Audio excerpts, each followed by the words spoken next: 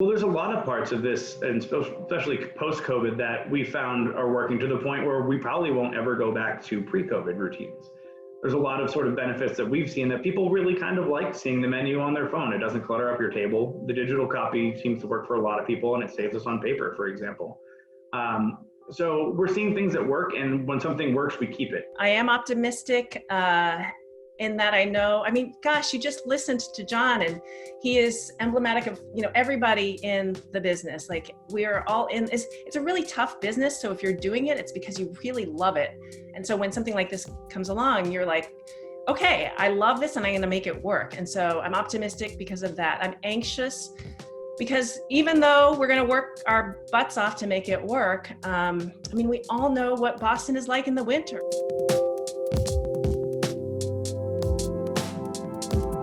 Well, hello, greetings and salutations, everybody. Welcome. I am coming to you from my living room in Somerville, Massachusetts. And I want to thank you for joining me for Live with the Curiosity Guy. I am the Curiosity Guy. We are really excited to have you with us for the next hour. We are going to be talking about how a few area restaurateurs are dealing with the COVID crisis, something that's been going on for restaurants in particular for just over 6 months now. And we've got two great guests lined up for you. We're going to be talking with them about how they're managing, what they're dealing with, what they're going through. We've got Joanne Chang and John Gilman, both of whom I am really excited to hear from, and I hope you are too. But without further ado, I want to get started and welcome our first guest to the screen, Mr. John Gilman. John, back in the day, in the halcyon days of being able to travel, once traveled the world, learning about sustainable food stuff. He got his start in the beer industry at Cambridge Brewing Company, and then in the fall of 2019 opened up Brato in Brighton, which is near the GBH building, and has been off and running with that ever since. John, thanks for joining me. Thanks for having me. Great to be here overall. And yeah, you laid it out really well. I'm one of the co-founders of Brato, Brewhouse and Kitchen. We sort of run a business based on brewing beer, some house sourdoughs, pickles, cheese, and a lot of other stuff beyond that, especially with all the pivots post-COVID. Yeah, so you opened officially in the fall of 2019, is that right? Yeah, that's correct. We opened November 1st, soft open October 26th. So we're coming up on a 1-year anniversary, and certainly quite a challenging first year for a starting small business. Yeah, I was gonna say, like, you barely had your feet under you, I imagine, when this whole thing went down. Did that make it sort of particularly challenging, or is it just like, well, I didn't know anything else, this is kind of just how it went? I think more of the latter there. I think that a lot of businesses that are sort of set in their ways and established didn't really have the wherewithal to pivot as well. I view sort of the challenges we had in opening as almost like the training camp for lockdown, where we were able to get our feet under us and learn how to like pivot and change and adapt, because it's something we had been doing for years. So to some extent, I feel fortunate that we had a tougher time getting open, and that we were just sort of like figuring out who it is we were and taking on that chameleon sort of take on everything. Yeah. When you talk about pivoting, talk to me a little bit about what Brato looked like, say, in January of this year, like when you had a couple months under your belt, and what was happening there, and then how is it different now? What were the pivots that you had to make? Yeah, it's a great question. So when we first started out, we sort of were like a little cozy spot, right? That we only had about 104 seats inside, and we were sort of growing our name in the neighborhood and trying to do a lot of different things and interesting like themed nights and stuff to basically bring attention to ourselves and sort of get the name brand out there, which is something we also did through a pop-up campaign prior to opening.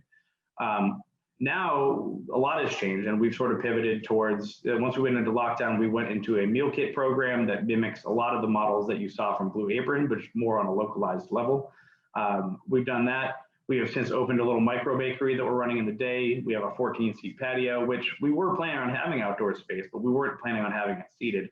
And we just continue to sort of evolve and figure out what it is people want. We tried our hand at a lot of the delivery and pickup options. So yeah, we become sort of a jack of all trades, which is not something that was in the model. Yeah, I can imagine. I'm talking with John Gilman from Brato in the Brighton neighborhood of Boston. John, just this week, the governor sort of announced a little bit of a change to what's being allowed at restaurants, opening up the number of people in a party that can be seated in an indoor space, also allowing for people to sit at a bar if they're properly socially distanced, and ordering food. So a little bit of a change in what's been going on. Is that something that is going to affect you, stands to affect you? Or if so, or if not, what's your sort of reaction to that? My reaction to it is twofold. I think, first of all, I think it's encouraging that we're at a point with our state that we can continue, even if it's just little steps, doing things that help various restaurants. I think for us, that's not really something that is one of the sort of checklists we were waiting for. We have 8 indoor tables that we've been using now, and we like the distance that they provide. We don't see the use of more indoor tables because we're taking a different approach to our on-site dining with diversifying by having some covered outdoor spaces in the colder months, some open air outdoor spaces, as well as the tables we have there. My issue is that I think that the efforts by the governor were better suited to address the problem of consumer confidence. We're seeing a lot of people, it's great to have more seats, but we're seeing a lot of people not fill those seats because they're not quite sure like how the ventilation is inside the restaurant and a lot of other key information they need to assess their own risks. What I would like to see is a little bit more done on an individualized inspection system where people can have confidence in knowing that X restaurant is rated a 92 and X restaurant's rated an 85 in terms of their safety levels and the precautions they take. I think that might help people more on an individualized basis. I also realize that it takes sort of a Herculean effort of labor to do. So overall, I think it's encouraging to see, but I don't think it addresses the main problem facing our industry, which is consumer confidence. So how do you get the consumer confidence back? Is it something that's attainable, without either that Herculean effort you're talking about, or the actual sort of facts on the ground changing completely and there being a vaccine or something like that? Like, if I made you king of the world, like, what would you do right now to sort of start to move the needle immediately in the right direction? Well, we've sort of taken some action, and what we did was part of our history is crowdfund raise that we did with Mainvest, which is a WeFunder-like company based out of Salem, Massachusetts. We partnered up with them to do a mass survey, and we've gotten over 300 organic results, and that continues to grow. That survey is featured on our social media, and what we did was we basically asked people. So if the consumer confidence crisis is something that the public is facing, then we found that the best answer for that is going to be bringing that to the public and asking them what they would like us to do.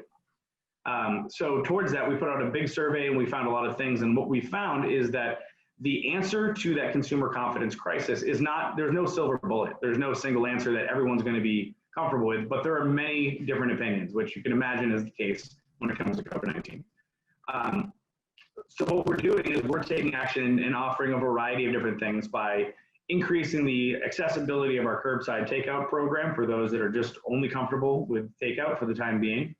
We are giving people information and transparency about what the risks are with coming inside our place and dining inside, what our air change flows are, making this information public. We're also going to be exploring covered heated outdoor spaces through like an igloo system that I think people have started to see. And then also 6 tables outside that are open air and offering blankets.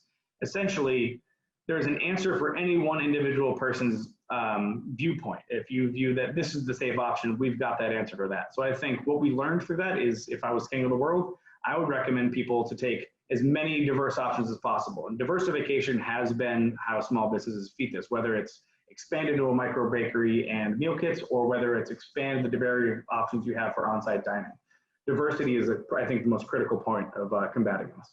How are you sort of figuring this out as you go, which is to say, like, take me sort of into a day in the life of John Gilman, and who are the other players that are involved in these conversations? Because it sounds like, you're talking about you open this sort of place in late 2019 that I imagine you think is going to be one thing, and you're going to sort of try to do this thing.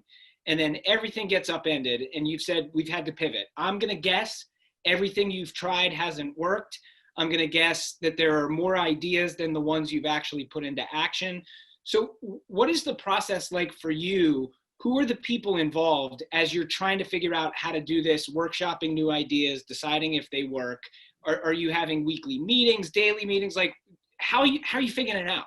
We're figuring it out through a lot of conversations, and it's a constant like thinking of what's next. It felt like during the lockdown, we had a new business model every week, and it was completely exhausting. And I take a lot of conversations with my business partner, Alex Corona, who is the head brewer with us. And it's just about sort of like talking to him and talking to our general manager. And like, honestly, we've had a lot of input from our staff and what they're comfortable with. So I think, getting the doors open, like I said, that sort of exercise of, we constantly hit different hurdles, whether it was a city inspector not cooperating or utility company really like sort of stonewalling us or whatever it was. There was constantly like, we had to figure out a workaround. And I think that exercising that muscle of pivoting allowed us to sort of be almost to have a running head start for this. And I think that's really what it is. It's just, we haven't been able to get comfortable yet since we've been open. And I think that has benefited us. What's working best for you now? Like, as you go through this, you're getting the instant feedback from your customers based on like, okay, people seem to be going for this. They seem to be going for that. More people seem to be comfortable with this. What are you finding is working? Well, there's a lot of parts of this, and especially post-COVID, that we found are working to the point where we probably won't ever go back to pre-COVID routines. There's a lot of sort of benefits that we've seen that people really kind of like seeing the menu on their phone. It doesn't clutter up your table. The digital copy seems to work for a lot of people, and it saves us on paper, for example. So we're seeing things that work, and when something works, we keep it. And a good example of that is in the micro bakery, for example. We'll do individualized like Facebook events. Like, so it'll be like, all right, we're gonna do cider donuts today. And then the next day it'll be sourdough pretzels. Well, cider donuts have been doing really well that day, and ever since, sourdough pretzels didn't do well at all. So you sort of, it's trial by error, which is a kind of exhausting way of doing this scientifically, but trial by error is sort of the main way we're sort of coming up with what sticks. So at some point, we just sort of, you figure like leave no stone unturned and make sure you're exhausting every avenue creatively to attract business to your spot. I'm talking with John Gilman from Brato in Brighton in Boston. I want to remind you, if you've got questions for John, throw them in the Q&A. I'm going to be keeping an eye on that Q&A. So if there are things you want to hear from John, throw them in there now, and I'll be watching that, and I'll be sure to ask him the things you want to know about. The restaurant industry is one of those things where, a lot of people work at one restaurant, work at another restaurant, they build networks, they get to know each other, you sort of open up a place, like, et cetera, et cetera. Like, how much conversation is happening among other restaurants, other restaurant owners about like working out best practices, supporting each other, like figuring out, our space looks like this, but your space looks like that. Like, I would do this, I would do that. How much of your time is being spent like kind of just trying to figure this out with a larger, wider world of restaurateurs? From our standpoint, we actually don't have a great network of per se restaurateurs that we've been working with. We developed a lot of relationships with a lot of brewery owners. We sort of get to pick and choose which one we call ourselves because we are a brewery and restaurant. So when it benefits, one column versus the other, we're like, oh no, we're a brewery. But we spent, 2 years doing over 400 pop-ups all over the place. And one of the things that we did was develop really great relationships with the owners of almost every brewery you can think of in Boston, whether it's Lamplighter or Night Shift or Idle Hands, Exhibit A, you could go on, but we've had a lot of great support, and there's a lot of great camaraderie in that industry. So we've had a lot of open discussions. We still have a great relationship with Phil Bannatyne, the owner of Cambridge Brewing Company, and the whole staff there. And he's been a really, really powerful mentor for us as well in terms of trying to figure out, well, what makes sense. And the other thing is recognizing that, each business is very different, has different needs, has different expenses, has different costs. So I think a lot of it has to do with like conversing back and forth and then taking what can apply to your model and going with that. Yeah. We got a question from Leah for you here, John. Leah says, we've enjoyed Brato's fried chicken takeout. Nice. Leah says, I use social media to figure out who is doing what. I have Broto Bakehouse on my radar, but never quite know what you have. How do you manage the social media and keep everybody up to date about what's going on? Well, that's certainly a great question and definitely a tricky one. I actually manage the social media myself. I do have another employee that helps me to some extent with managing some of the story feeds and stuff like that. And we had a lot of discussion about, so when we formed like the micro bakery and pantry sort of part of the business, was it keep it all into the same social media account or split those accounts? So what I'd like to do is, direct you to the micro bakery. It's at Broto Bakes on Instagram. We wanted to sort of keep those separate so that your feed, it wasn't too confusing what we were doing.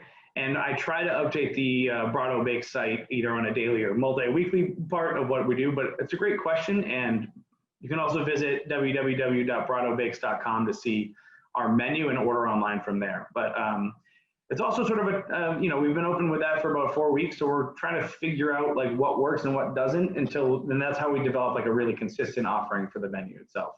But I would encourage you to follow the Brato Bakes handle, and we'll definitely be keeping updating that. A couple of comments from folks in the Q&A. Terry is applauding you for your comments about the ventilation situation and says that that's the only thing that's going to get them back into dining is knowing that there's safety in the ventilation. So they're giving you the big thumbs up for trying to make sure it's good and suggesting that there be a rating system.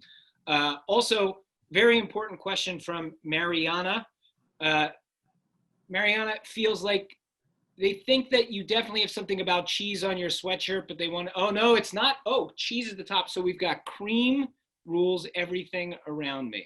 Cheese rules everything around me. Yeah, it's a Wu-Tang reference. I really like the Cash Rules Everything Around Me song. And so we had some sweatshirts out a couple years ago that just changed it to cheese because it's kind of the nature of how we operate. Linda's asking a question, which I was going to ask, which is great. Thank you, Linda. You're reading my mind. Alcohol or food? Like, since you're sort of beer and food, is like one bin performing better than the other consistently, or is one sort of proven to be a little bit more resilient in this than the other? Pre-COVID beer was definitely probably 60% of our revenue, but post-COVID it's flipped and it's about 60-40 in favor of food. A large part of that is because before, when you're operating and you have people sort of like standing behind the bar and you're too deep at the bar and they're just there to have a couple beers and hang out with friends and go, like that part of the business is eliminated. That was about 40% of our business that was generated from the bar, and we lost that. And that's not coming back anytime soon. So food has sort of replaced that, and it's flipped our proportion. If I could pick, I would, even though I'm the chef, I would pick beer to be the driver of the two if I could, because it's a more lucrative thing. And then, we also had problems like supplying beer for a while because I'm not sure I even mentioned this, but our brewery is actually, we have a brewery, a 10-barrel system that we've been waiting on for over a full year staring at it to be able to use it. And we finally got all the inspections done on it about a couple weeks ago, and I'm having the manufacturer commission it. So we will be firing that up in Brighton. You'll be able to smell the wonderful smells of beer being brewed in the early weeks of October. So that I also think will help balance that back out a little bit and drive a little more excitement, because right now we've been relying on our friends and partners around the brewing industry to contract brew. Margot asks, do you have a relationship with a delivery service? We did with Grubhub for a bit, but I'm sure that many of you are aware that the fees that are involved with that really almost create more of like a retail wholesale relationship between us and Grubhub. We didn't feel as though it really was able to bring the same value to the customers. They're paying too much for our food. We'll probably revisit that in the colder months, but for now, we also found that most of the people on Grubhub were ordering for pickup, and at that point, you'd be way better off just ordering through our website. Excellent stuff. I am talking with John Gilman from Brato. John, Maura wants to know, can you talk about managing your suppliers? I mean, I remember early in the COVID pandemic and the lockdown, there was a lot of anxiety around supply chains, availability of all kinds of things from cleaning supplies to PPE to foodstuffs. So have you been having any difficulty at this point with your supply chain, getting specific ingredients? Have the costs of anything gone up due to COVID? Supply chain was an issue very early on for sure. There was issues with some of the meat supply. Fortunately for us, we rely on a lot of local. We use all of our pork for sausages is from Massachusetts, so that it wasn't as volatile. That you didn't see that same like price volatility that you saw with a lot of the bigger processors.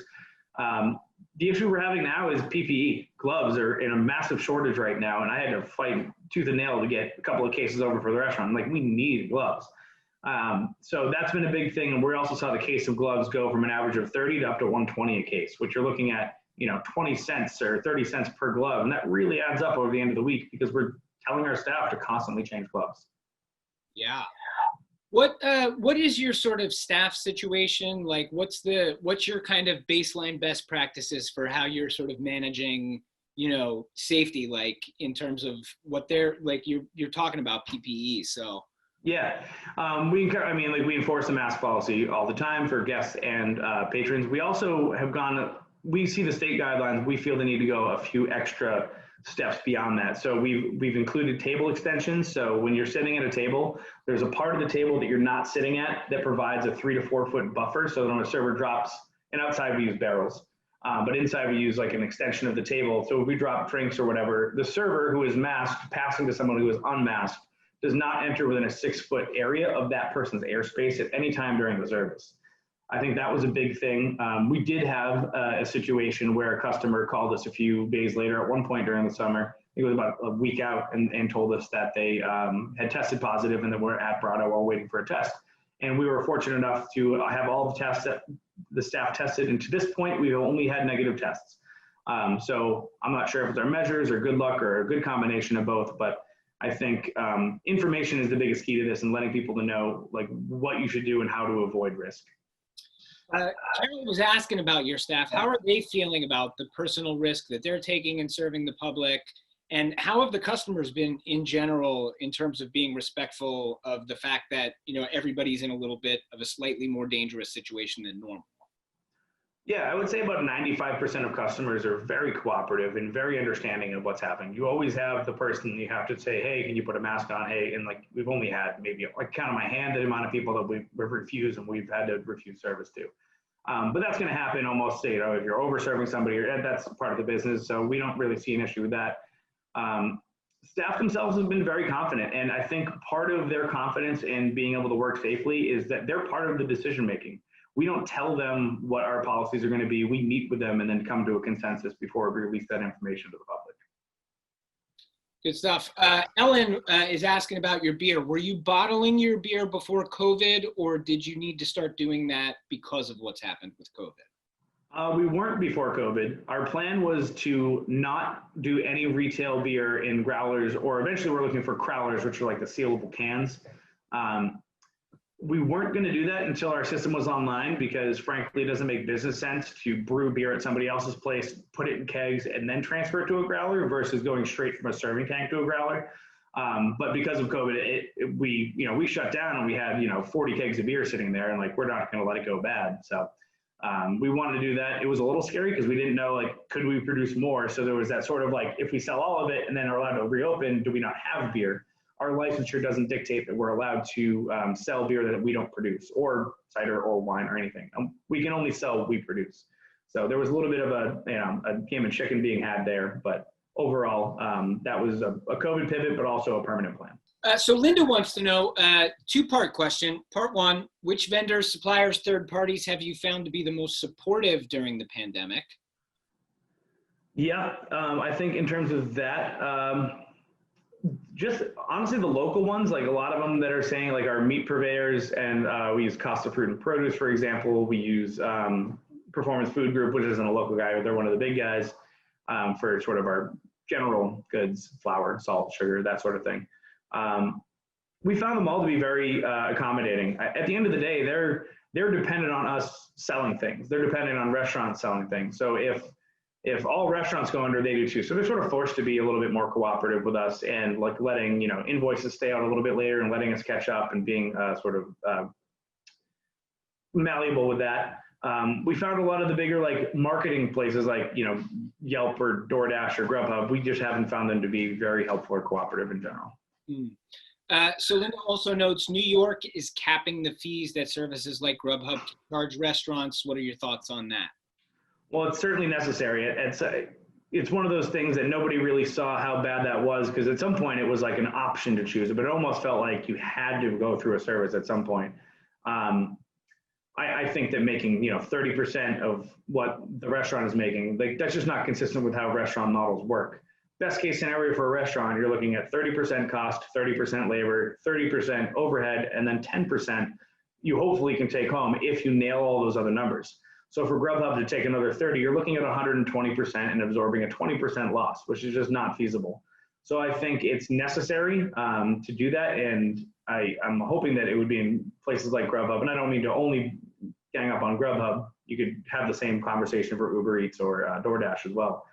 But it's sort of in their best interest to acquiesce to that, because otherwise people are going to start sort of understanding that, and that their marketing isn't that strong. It's really their execution of delivery that's like the real crutch that we need.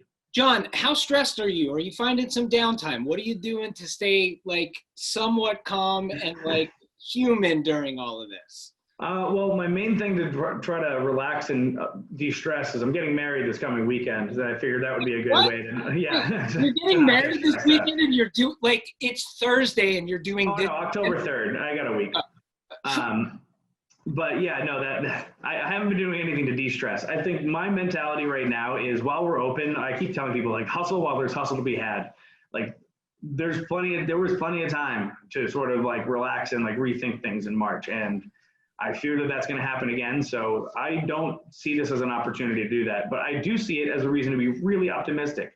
This is what we're facing as an industry, is a war of attrition between now and essentially March or April, when the temperature is warm again. And if you're one of the independent restaurants that's lucky enough to pivot through this and make it through and survive, there's going to be a vacuum of independent restaurants. And I think that that is what is giving us hope and optimism, is knowing that unfortunately a lot of people are going under, and somebody's going to have to step up to the plate in providing neighborhoods independent restaurants, so not everyone is forced into going to Olive Garden and Applebee's for the rest of eternity. John, what can I get from you, and how do I get it? What's the best way? If I'm hearing you, I'm interested in what Brato's got. How do I connect with you? Yeah, so great question. Our website, BratoBK.com, you can find everything there. You can get reservations. We do use OpenTable, so that's actually a purveyor we have liked our relationship with. They've been very accommodating. That's a great way to find either outdoor or indoor seating. You'll be able to find all that. And also on BratoBK.com, you'll be able to find a comprehensive list of everything we're doing. We even calculated the airflow change rate inside. Fun fact, it changes every 11 minutes, 8 to 11 minutes, which I don't know if that's good or bad, but I think it's good. You can find all that information there, and we have a really fresh offering of beer list to do. You can get a lot of good takeout. Some of our specialties right now, people really have gravitated, as mentioned earlier, with the fried chicken. We have a really good wing option right now, with sort of like a Nashville hot riff. A lot of grilled cheeses with our Hostman sourdough. We probably make about 70 or 80 loaves of sourdough a week that we make using deer grains that have sort of fermentable sugars still in them, rather than the spent grains. So you get a lot of that amazing, like, malted sort of like deep richness in the sourdough, and we do use a 360-year-old starter for that, which is just a fun little side fact. But yeah, it's you can sort of find everything you want on our website there, and that's usually the best way to get a hold of us. The other best way to sort of follow what we're doing, I always release like a rotating menu. Our menu is very evolving. Like, the entrees that we run at night will change from day to day. So if you follow our Instagram handle at Broto BK, BK is just for Brewhouse and Kitchen, you'll be able to see what we're sort of coming out with that day, and you'll always know what's fresh on the menu. John, thank you so much for taking the time, especially because you're getting married shortly. Congratulations on that. And I really appreciate you sharing your insights with us. Good luck. Thank you very much. I'm Edgar Herwick III from GBH's Curiosity Desk. You are live with the Curiosity Guy here from my living room in Somerville. And now you are live with Joanne Chang. Joanne, how are you? Hi, Edgar. I'm great. How are you? I'm great. I'm excited to talk to you. I didn't know any of those trivia questions. I got a 0 out of 3. Really? Yeah. Do you know, I mean, are you a Fanny Farmer person, or are you generally like a cooking history person, or not really? Not really. I mean, I think I learned most of my cooking and baking through reading cookbooks. So I am a cookbook person, but I don't know that I'm not a very good history person in general. Yeah. What cookbooks do you like? What were like formative cookbooks for you as you were like learning? Is there like one or two that stand out that you're like, oh man, I wore the pages out on this one? Yeah. Well, when I was thinking about flour and opening flour, I read Baking with Julia backwards and forwards 100 times. Whenever I was discouraged, I would just open up that book and I would land on a recipe and read it and just think, this is why I'm doing this, because I want to make these little plum cakes or this little tart. And I also baked a lot from Maida Heater. I took all of her baking books and just kind of went through from start to finish and baked all the cookies from all of her books. Do you remember, was there like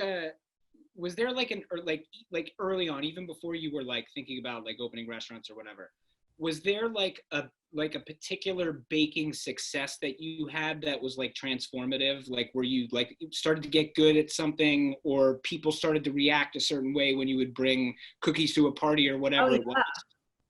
I mean, for me, it was just chocolate chip cookies, just straight up, plain, simple, Toll House chocolate chip cookies. But I made them growing up, and then I made them in college. I actually sold them to the dormitory grill at Harvard. And then I made them when I was a management consultant after I graduated from Harvard. And in fact, when I left the management consulting firm to go work for Lydia Shire in her restaurant, I actually wrote a little memo to everybody at the consulting firm. And this was back when there was no email. And so everybody had a physical mailbox. And I put a memo in everybody's mailbox that said that let them know that I was leaving and I was going to go work at a restaurant. And the subject line was, one day these cookies will be famous. And I put a chocolate chip cookie in with every single memo. No way. Yeah, but I was totally kidding. I didn't really think I was going to like become a baker and open a bakery. I liked to make cookies and people liked my cookies. So I was like, okay, I'm going to go try this restaurant thing and I'm going to put a cookie in your mailbox. And I mean, it's pretty amazing. It's one of those stories where they say, you should say what it is that you want and then you'll get there. Yeah, I mean, I didn't know I wanted it, but I said it and I got there. That's awesome. Joanne, for those of us who are watching here who maybe don't know, talk a little bit about like just who you are and what you do and where. Absolutely. So I own Flour Bakery and Myers+Chang along with my husband, Christopher Myers. Flour is Flour turns 20 years old on Saturday. No way. It's crazy. We're gonna celebrate in probably mid-October. Right now, with everything COVID related has us kind of topsy-turvy. So we're a little bit late on the celebration, but technically speaking, we turned 20 on Saturday. And then Christopher and I also operate Myers+Chang, which turned 13 a couple weeks ago. And we have 8 locations of Flour. We're about to open our 9th. We had hoped to open yesterday, but with COVID, all of the permitting is kind of like out of whack. And so we are hoping that we open next week. So you're opening another location in the middle of the pandemic. We are. So was that absolutely nuts? Did you think about going like, let's put the brakes on this, or like? We did put the brakes on it. We were literally halfway through with construction when COVID hit. And so we stopped. I mean, the governor said you had to stop. And then we stopped a little bit longer after that too. So we took, I think about 2.5 months off of construction. And then we started back up again. We had this lease, we'd already built out half of it. And we really feel like it's gonna be hopefully really busy. It's also next to the hospital. And so we know that that's a place where people are going to be going to a lot. And when I opened the first Flour, it was because I wanted to bring people joy and pleasure through baked goods and through great food. And so I actually had a little apartment around Mass General in Beacon Hill. And that location where we're at is a location that I looked at probably 25 years ago, 30 years ago. So we just decided, yeah, we're gonna keep on going. It's crazy. So it's interesting because, I was just talking with John who, single independent location had just opened, and he was sort of talking about, it's been pivoting from the start for him because they weren't really established. That's you're sort of the opposite of that in that you are established. You're talking about being around 20 years and 13 years, multiple locations. So for you, what have been sort of the biggest challenges in this sort of being, kind of a different kind of restaurant owner than John is at this moment? Totally. And I loved listening to John. I think he's fantastic, and what he's done and is continuing to do is so fabulous, and he's going to survive. Like you can just tell just by listening to him, he's going to do it. Right? He's such a hustler. He was just like, let's do it. Let's go. Let's go. Let's go. And, I feel so grateful that we have teams at all the bakeries and at the restaurant that have that same passion and that same drive. And Christopher and I feel it too. But you're right, it's very different when you're established, because we have been pivoting. We've been doing a lot of the same things John has been doing, but it's hard when you have a team of people that you have spent, some people who've been with us, 18 years, you've spent all of this time telling them this is how we have to do it, and this is the only way it can be done in order for us to be successful. And then that you turn that upside down, and it does make it a little bit harder to just pivot and say, okay, we're not going to do that anymore, and this is how we're going to do it. But the teams have been great, and we are chugging along. Like John, like every other restaurateur, we're worried about the winter and what we're going to do, once it gets colder and people can't eat outside anymore.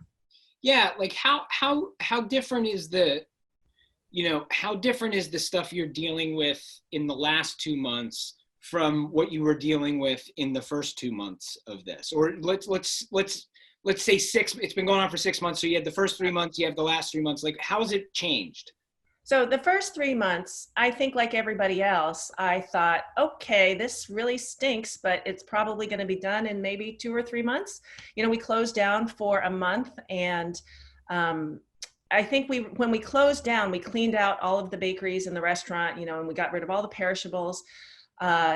But I think that we didn't really think we were going to be continuing this COVID thing for more than a couple of months. And of course, so the first 3 months were literally just trying to figure out how to survive. We closed and then we reopened. And then, like John, we changed plans pretty much every day. Every day we tried one thing, that didn't work out so well. Then we tried another thing. Okay, that seemed a little bit more successful.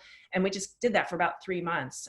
Now we've kind of settled into a routine the last 3 months. And I think, with the weather being really good too, people are out and about, people are more comfortable with just like going outside, which has been great for us.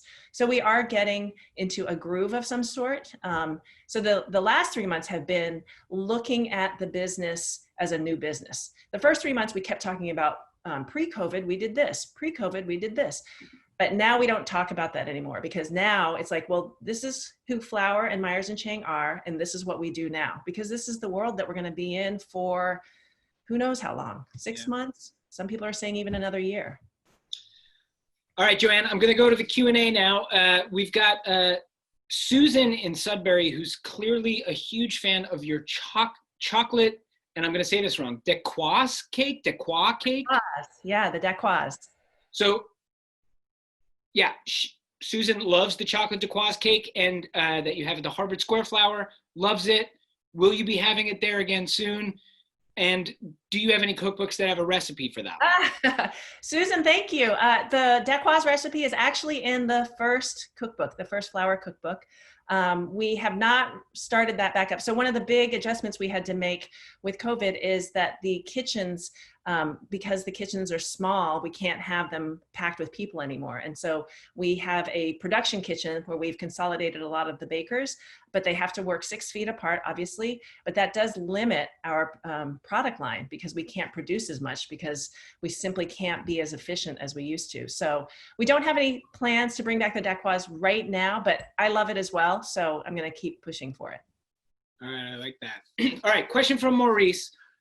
This is sort of like a business question, which is that Maurice says restaurants often operate on having advances for their supplies, and then they make up on the back end with sales through the week.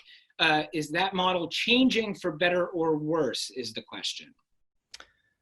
Well, for us, we have always been able to kind of stay ahead of all of our bills and with all of our vendors. I know that with John, somebody had asked, how were vendors and what suppliers were being really good. And we were really lucky. Katsarubis, a local produce supplier.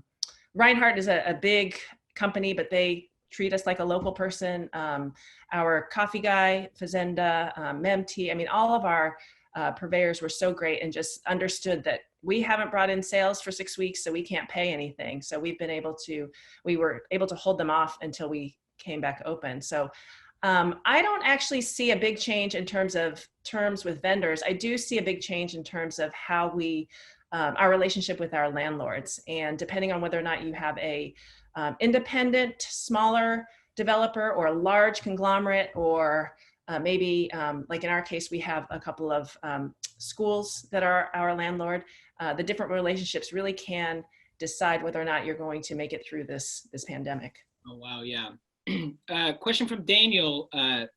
Can you talk about how your approach to managing and retaining employees has helped you and or changed since March?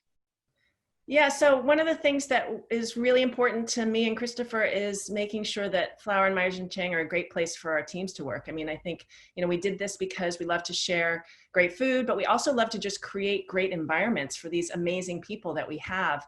And I think it's been really great to have these families around us, with both the restaurant and the bakery as we're trying to figure out the pandemic. And we've been able to, it was actually the hardest thing because unfortunately, because our sales are a fraction of what they were, our teams are also a fraction. And so we had really, really challenging decisions that we had to make when we had to first furlough everybody and then slowly start to lay some people off.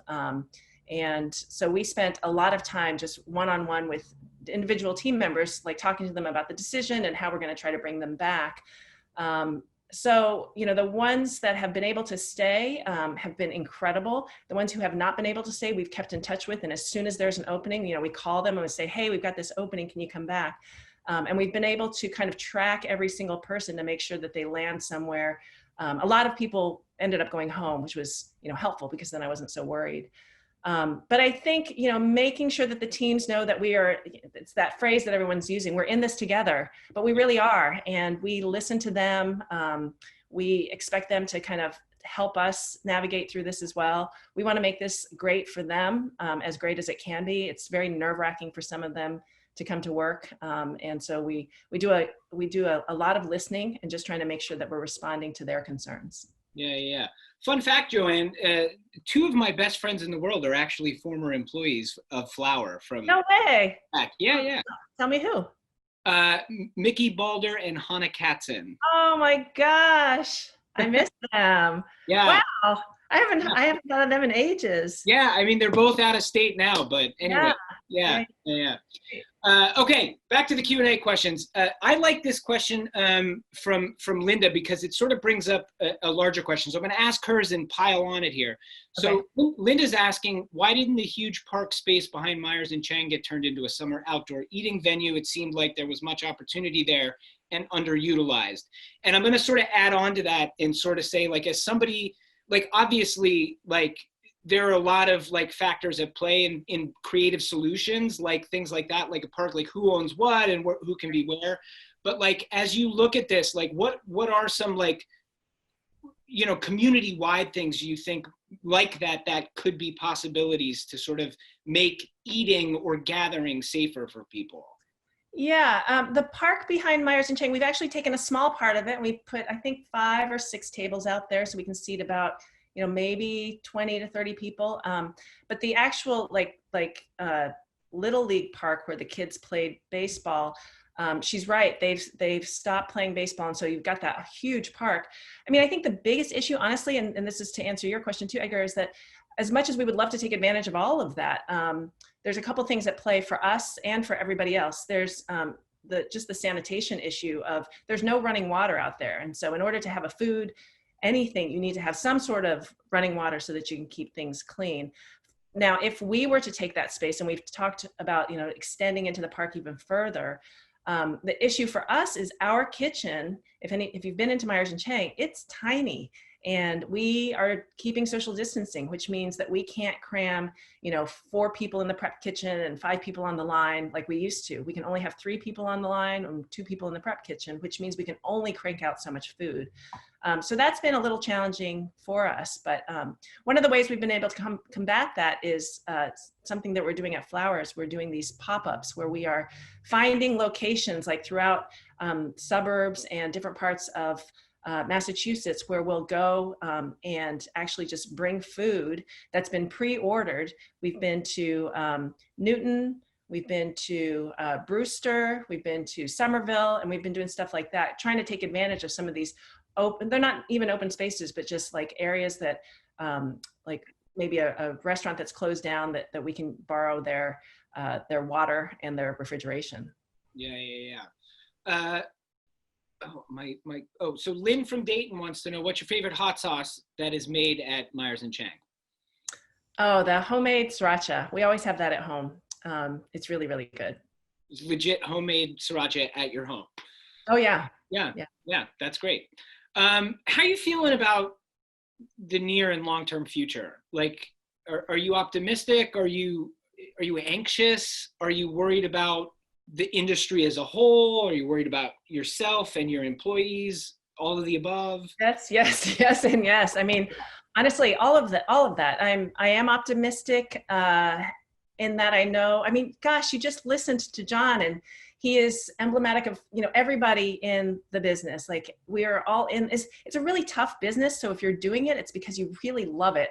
And so when something like this comes along, you're like, okay, I love this and I'm going to make it work. And so I'm optimistic because of that. I'm anxious because even though we're going to work our butts off to make it work, I mean, we all know what Boston is like in the winter. And I loved listening to John's ideas of try this and try this and try that. And I'm just thinking, I don't know that I want to go out when it's, 20 degrees and go into a little igloo thing. I mean, I think that's a really great idea. And hopefully we will try it like as diners, but I don't know. It's just, I'm anxious about that. I think that, this industry is the lifeblood for the economy, whether you know it or not. It's just the number of people who depend on food service jobs and the number of, all of the business that flows through food service. John was saying it's 30% food, 30% labor, 30% something else, and then you have 10% of profit. That means that 90% of every dollar that you spend at a restaurant or a bakery goes back out into the economy. So without that, I worry for the broader picture of just the economy, the world. There's so much going on right now with the election and Black Lives Matter and all of this, and I really worry about our future. So, I mean, optimistic, but also just realistic. Yeah. So Joanne, what have you learned about yourself over these last 6 months that maybe has surprised you? That, you maybe, like, none of us have been in this situation before, and I think everybody's dealing with it differently. So for you, like, what about yourself has surprised yourself as you've been faced with this? I guess two things that are kind of actually opposition of each other, but I do feel like they're both kind of true. Like, I always like to be busy. And so when we shut down, I thought, my gosh, I'm going to have all this time. I'm going to read all these books, but I stayed busier. I mean, there was so much to do. And so I continued to just, like, my days were even more busy, just trying to figure out how we're going to deal with, unemployment issues and all that stuff. So I think I learned that I really can't stay still as much as I wanted to. But on the flip side, another thing that I learned is I actually really love, and I know I'm going to sound like I'm contradicting myself, but I love just spending time. I mean, I knew this already, but I didn't have a time to do it. But just spending time at home with Christopher, just sitting at home, at 4 o'clock, we'd like have a little mini cocktail hour, and then we'd cook dinner, and just all of those nights. It's been, a long time. When you open a restaurant, you are working pretty much every night. And so it's been a long time since we've been able to, like, just have dinners together at night. And so I guess I'm not surprised that I enjoyed it. I'm thrilled that I was able to have the time to do that. And even though it was at a cost of a pandemic, it was certainly a nice little time to just spend time together. Yeah. A couple quick more questions before I let you go. I wish we didn't have to go. You are somebody who knows baking better than most human beings on the planet. In these, as you said, sort of stressful, dark times, what is something that like we could bake at home that is reliably just going to be feel good and like make us feel better? So I have two things, depending on whether you are an ambitious baker or a novice baker. If you're a novice baker, and I don't think this is going to be out of reach, but I think you should try to make bread. I think bread is pretty incredible. And we actually started a program called Flour Love at Flour, where I picked a recipe every week and I bake it and I put it on my Instagram, and we make a little kit. So it's all the ingredients together, and you buy the kit and you make it with me. And then every Sunday at 7 p.m., I go on my IG Live and we talk about the baking. And so bread was one of the first things we did. And it was our most popular kit, and people I think get a lot out of baking bread. And I think if you are a more advanced baker, then croissant, which happens to be this week's Flour Love, because I mean, talk about a payoff. You have 5 ingredients, just 5 like really basic ingredients that we all have in our fridge right now, except for maybe yeast. Maybe people don't always have yeast, but you take those 5 ingredients and you just layer them in a way, and 3 days later, it does take time, but 3 days later, you get this incredible flaky, buttery croissant that just like melts in your mouth. And I mean, that's pretty gratifying. Yeah, and also like if there was ever a time, right, like with so many people working from home and not able to go anywhere, the 3-day bake is like, this is the time to be doing that stuff, exactly. Right? Absolutely. Okay, we got to get going, but before we do, Joanne, I want to connect with you and like get your food and be able to buy your stuff. Where do I go? How do I know what? Yeah. Flourbakery.com, MyersandChang.com. We actually are on Grubhub as well, and if you go onto the website, you can see Flour Love, and you can bake along with me as well. All right, Joanne Chang, thank you. My thanks to John from Brato as well. And big thanks to all of you and the team who made this possible. This has been Live with the Curiosity Guy here from Somerville. I'm Edgar Herwick III. I'd say get home safe, but I'm assuming you're all at home already. So thanks for being with us and have a good night. Hopefully we will see you next time.